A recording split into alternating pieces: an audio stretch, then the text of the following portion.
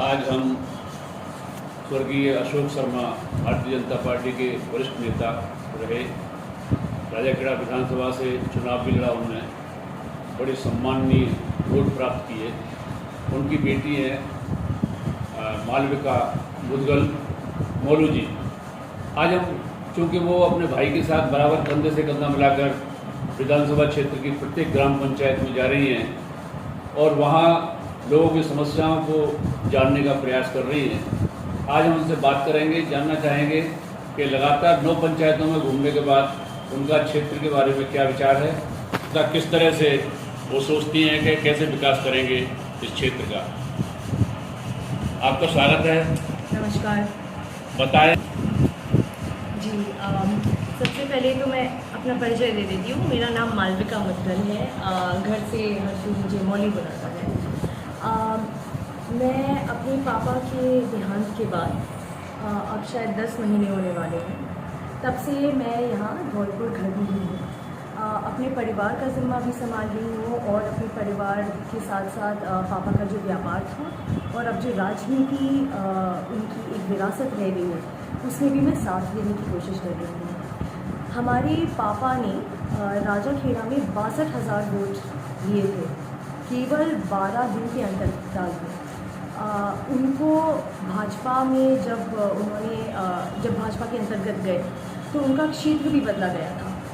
62,000 vote लाना 12 दिन के अंदर, इसका मतलब ये है कि जो वोटर हैं वहाँ के, जो लोग हैं, उनको कुछ ना कुछ परेशानी है, कुछ ना कुछ संकट है, जो अभी का प्रशासन और अभी का विधायक शायद उनको सहमत नहीं कर पाया है। तो हमारे पापा हालांकि एक छोटे मार्जिन से 14,000 वोट से हार गए थे और आबादी होगी राजाखेड़ा की 2 लाख से ऊपर जो वोटर्स की आबादी है। 18 में हारने के बाद भी हमारे पापा जाते रहे, क्षेत्र में काम करते रहे और हमसे वार्तालाप भी करते थे, बताते थे कि राजाखेड़ा में किस तरीके की प्रगति रुक गई है। अब देखिए, जितने साल राजाखेड़ा में विधायकी रही है, उतने ही साल हमारे बाबा साहब मतलब पूर्व मंत्री और पूर्व MLA साहब बनवारी लाल जी ने धौलपुर में भी उतने ही साल राजनीति करी है। अगर आप एक कंपैरिजन करके देखें कि राजाखेड़ा कहाँ पे है और धौलपुर कहाँ पे है, तो आपको दिखेगा कि भाई धौलपुर तो उन्नति की डगर पे काफ़ी आगे चला गया, लेकिन राजाखेड़ा में कुछ ऐसे बुनियादी विकास के मुद्दे हैं जो रह गए। धौलपुर में रिको है, धौलपुर में आपको पता है सड़कें हैं। धौलपुर अब एक ग्रामीण क्षेत्र नहीं कहलाया जाएगा, लेकिन राजाखेड़ा अभी भी एक ग्रामीण क्षेत्र है जिसमें कि 46 पंचायतें हैं। आप ये मान के चलिए 80% तो अभी भी ग्रामीण क्षेत्र ही है। 20% जो शहरी इलाका भी कहलाया जाता है, जिन्हें कि हम कहते हैं कि 32 वार्ड हैं शायद वहाँ पे, तो कई वार्ड में आप जाएंगे आपको फिर भी देख के लगेगा भाई ये ग्रामीण क्षेत्र है। और एक महिला होने के नाते हम जनसंपर्क कर रहे हैं, हम घर घर कैंपेन कर रहे हैं, डोर टू डोर कैंपेन। हमें 1-1.25 महीना हो गया, 19 तारीख से शुरू किया था। हमने 9 पंचायतें कर ली हैं। कल हमारे लिए काफ़ी महत्वपूर्ण दिन होगा क्योंकि हम 10 पंचायत और 90 गांव कर चुके होंगे। तो इससे लोगों से मिलके जुल के हमें पता चला है कि भैया ऐसी बहुत सारी बुनियादी मुश्किलें हैं जिनकी लोगों को समस्या है, लेकिन उनको कहने के लिए कोई नहीं है, महिलाओं की खास करके।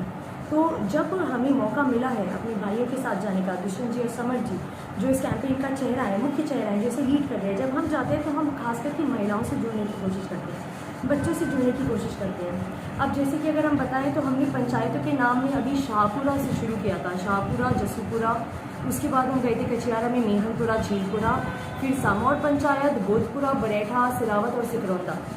और मई के महीने में हम झूठ नहीं बोल रहे आपसे, 46 से 48 डिग्री तक जब हो जाता है और रोज़ का हम दौरा कर रहे हैं, औसत आप मान के चलिए 12 से 18 किलोमीटर हम चलते हैं, गांव में जाते हैं, इसीलिए एक एक पंचायत करते करते हमें 1.5 से 2 दिन लग जाता है।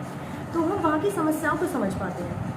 सबसे ज़्यादा यहाँ पे हैरान करने वाला मुद्दा क्या है कि आप चीलपुरा जाएंगे तो चीलपुरा कहते हैं कि भाई हम चंबल के करीब हैं। जब बारिश होती है इतनी ज़्यादा बाढ़ आ जाती है कि लोगों के घर डूब जाते हैं, तो उनको ये दिलासा दिलाया जाता है कि भाई हम आपको प्लॉटिंग करके दूसरी जगह हम प्लॉट पे लेके जाएंगे। अच्छा, आप अगर सामौर पंचायत चली जाएँ, आप बरेठा पंचायत चले जाएँ, वहाँ पे लोग कहते हैं हमारे पास स्वच्छ पानी का स्वच्छ पीने का जल ही नहीं है। जब जल ही आपकी एक समस्या कर रहा है, एक जगह ज़्यादा हो रहा है, एक जगह आपको पता है कि गर्मी में कम हो रहा है, तो आपने बांध क्यों नहीं बनाया इतने साल? एक ही परिवार इतने साल से विधायकी चला रहा है। और देखिए अभी तो राज्य में भी आपकी कांग्रेस की सरकार है और आपके यहाँ विधायकी भी कांग्रेस की है, तो कहाँ संकट रहेगी? ऐसा कैसे हो जाता है कि नौकरी के लिए लोगों को गुजरात जाना पड़ रहा है, महाराष्ट्र जाना पड़ रहा है? इतने सालों में वहाँ रीको क्यों नहीं आया है? जो वहाँ पे विधायक रहे हैं उनको तो मंत्री पद भी मिले हैं। मंत्री पद का मतलब है कि आप मुख्यमंत्री के साथ जुड़ के आप अपने क्षेत्र को विकास की तरफ लेके जा सकते हैं। तो उनको ये दिलासा दिलाया जाता है कि भाई हम आपको प्लॉटिंग करके दूसरी जगह हम प्लॉट पे लेके जाएंगे। अच्छा, आप अगर सामौर पंचायत चली जाएँ, आप बरेठा पंचायत चले जाएँ, वहाँ पे लोग कहते हैं हमारे पास स्वच्छ पानी का, स्वच्छ पीने का जल ही नहीं है। जब जल ही आपकी एक समस्या कर रहा है, एक जगह ज़्यादा हो रहा है, एक जगह आपको पता है कि गर्मी में कम हो रहा है, तो आपने बांध क्यों नहीं बनाया इतने साल? एक ही परिवार इतने साल से विधायकी चला रहा है। और देखिए अभी तो राज्य में भी आपकी कांग्रेस की सरकार है और आपके यहाँ विधायकी भी कांग्रेस की है, तो कहाँ संकट रहेगी? ऐसा कैसे हो जाता है कि नौकरी के लिए लोगों को गुजरात जाना पड़ रहा है, महाराष्ट्र जाना पड़ रहा है? इतने सालों में वहाँ रीको क्यों नहीं आया है? जो वहाँ पे विधायक रहे हैं उनको तो मंत्री पद भी मिले हैं। मंत्री पद का मतलब है कि आप मुख्यमंत्री के साथ जुड़ के आप अपने क्षेत्र को विकास की तरफ लेके जा सकते हैं, है ना? सड़कें नहीं बनी हैं तो महिलाएं हमसे ये कहते हैं कि अगर हमारे बच्चे को बीमारी हो जाए तो जब तक हम सड़क पे पहुंचेंगे चिकित्सा तो हम बाद में जाएंगे, हम यहाँ से सड़क में कैसे जाएंगे? आप हमारी तस्वीरें देखिएगा, हम खेतों के बीच से जा रहे होते हैं, ऐसे कुछ पुरे होते हैं जहाँ पे हम जाके लोगों से मिलने जा रहे होते हैं कि भैया घर तक कैसे पहुँचे, उनके पास सड़क नहीं है। उसके बाद जल भराव की समस्या, हमने देखा बरेठा में एक गाँव था, वहाँ पे 1 साल के ऊपर से एक जाटव बस्ती के पास इतना जल भराव हो रखा था और 1 साल से ऊपर, और सरपंच साहब ने कहा हुआ था वहाँ पे कि नहीं ये मिट्टियाँ अभी हटवा रहे हैं, इसके बाद वापस करवा देंगे। ये हेल्थ और सैनिटेशन पॉइंट ऑफ व्यू से तो इशू है ही, वहाँ पे कभी बच्चा जाके मर रहा है। 1 साल से वहाँ पे पानी भरा हुआ है, लोगों को आने जाने की दिक्कत है, आपको दिख रहा है कि इतनी यहाँ पे मुश्किल है, क्यों नहीं इसका कुछ किया जा रहा है?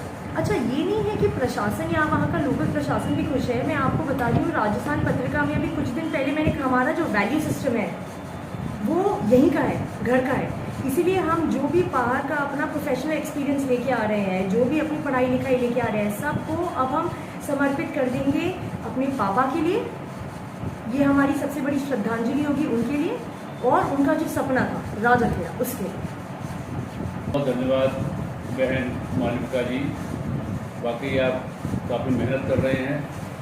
ये बात सही है कि ज़्यादातर नेता चुनाव के समय ही क्षेत्र में जाते हैं और आप पहले से ही लोगों से जुड़ रहे हैं और भाई अशोक जी की विरासत को संभालने की पूरा प्रयास कर रहे हैं। हमारी शुभकामनाएं आपके साथ हैं। बहुत बहुत धन्यवाद।